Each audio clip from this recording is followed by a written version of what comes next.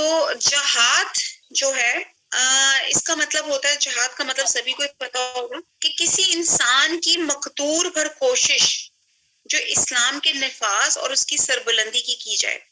یعنی کہ جہاد ہوتا ہے کوشش، اور شریعت میں اس سے مراد وہ انسان کی وہ کوشش، وہ اس کی جدوجہد، وہ اس کی بھاگ دوڑ جو اسلام کو نافذ کرنے میں اور اس کی سربلندی کے لیے کی جائے. پھر ہم دیکھتے ہیں کہ جہاد کی بہت سی اقسام ہیں، ٹھیک ہے جی، اور اس کے محاذ بھی بہت زیادہ ہیں. اب آپ دیکھتے ہیں کہ جیسے ایک جہاد ہوتا ہے جہاد باللسان، یعنی کہ زبان سے جہاد، ٹھیک ہے جی.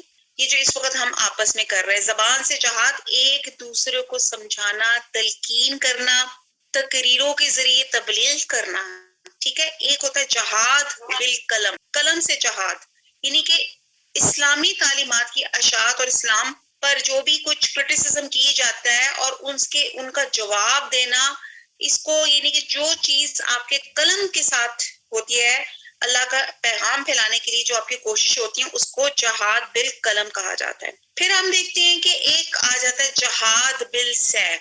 ایک ہوتا ہے اجتماعی جہاد یا جہاد بالسیف یا قتال فی سبیل اللہ. اور جہاد کا سب سے یہ تو ہمیں پتہ ہی نہیں کہ اللہ کے راستے میں جہاد کرنا، ٹھیک ہے جی. اور جہاد کا سب سے پہلا محاذ جو ہوتا ہے، یعنی کہ جہاد کہاں سے شروع ہوتا ہے، اس کے لیے ہمیشہ میں یہ بات کہتی ہوں کہ جب ہم کسی پہ پوائنٹ آؤٹ کرتے ہیں نا، فنگر اٹھاتے ہیں کہ دیکھو تم نے غلط کام کیا، تو جب ہم کسی پہ پوائنٹ آؤٹ کرتے ہیں تو جو ایک فنگر تو اس کی طرف اٹھاتے ہیں، چار ہماری اپنی طرف چل رہی ہوتی ہیں.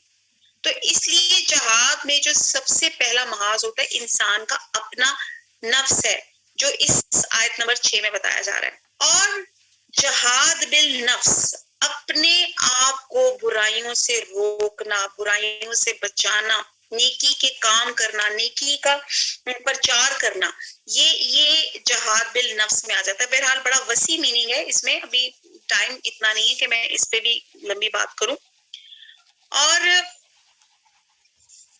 پھر اس کے بعد آپ کا جہاد آ جاتا ہے اپنے عزیز و قارب کی طرف، پھر آ جاتا ہے آپ کا پورا معاشرہ، اور پھر جو آخری محاذ ہوتا ہے اس کو کہتے ہیں قتال فی سبیل اللہ، یعنی کہ ان کافروں سے جنگ کرنا جو اسلام کی راہ میں رکاوٹ بن کر کھڑے ہیں اور جو اسلام کو نیست اور نابود کرنے کے در پر ہیں. تو جہاد اگر نفس سے کیا جائے تو جہاد کرنے والے کی اپنی اخلاقی اور روحانی اصلاح ہوتی، ٹھیک ہے جی. اگر آپ اپنے نفس سے جہاد کر رہے ہیں تو اس کا فائدہ کس کو ہے؟ ہمیں، ہماری اپنی ذات کو نفس ہے، اسی کو فائدہ ہے نا. اگر ہم اجتماعی جہاد میں اپنے معاشرے سے کر رہے ہیں تو پورا معاشرہ بے حیائیوں سے اور ظلم سے پاک ہو جاتا ہے. اور اگر ہم جہاد بالسیف کر رہے ہیں تو اس سے مسلمانوں کو ایک تو اس کی سٹیبلٹی، ان کی آئیڈینٹی بن جاتی ہے، اور ان کو پولیٹیکلی بھی بہت سے فائدے حاصل ہوتے ہیں.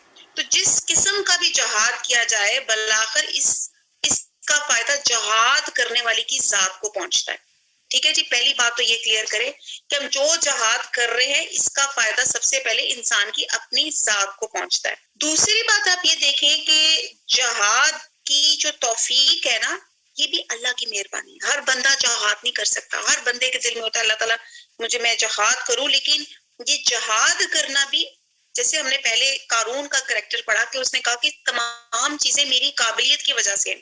تو اگر الحمدللہ اگر کوئی جہاد، ان جتنی بھی میں نے اقسام بتائی ہیں، کوئی جہاد کرتا ہے تو وہ اللہ کی توفیق اور اس کی مہربانی سے کرتا ہے. اور جہاد کرنے والا اگر جہاد نہ کرے تو اللہ کو تو کوئی نقصان نہیں پہنچے گا.